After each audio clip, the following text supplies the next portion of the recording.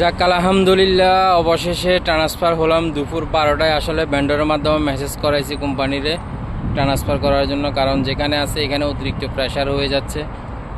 সবসময় হচ্ছে যে মানে এত প্রেশারে আসি যে রাস্তাঘাটের কাজও চলতেছে, অন টাইম ডেলিভারি করা অসম্ভব।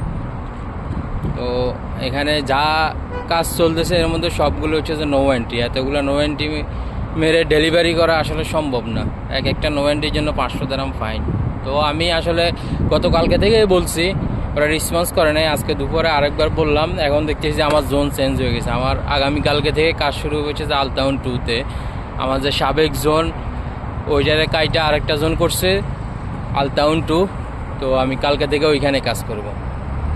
এখানে ভাই প্রচুর সমস্যা, আলটাউন টানেলের জন্য প্রচুর সমস্যা। ঠিকমতো ডেলিভারি করা যায় না, অনেক চেষ্টার পরেও করা যায় না। আর সবগুলো হচ্ছে যে নো এন্ট্রি, মানে রিস্ক নিয়ে কাজ করা। তো আলহামদুলিল্লাহ অবশেষে ট্রান্সফার হয়ে গেল।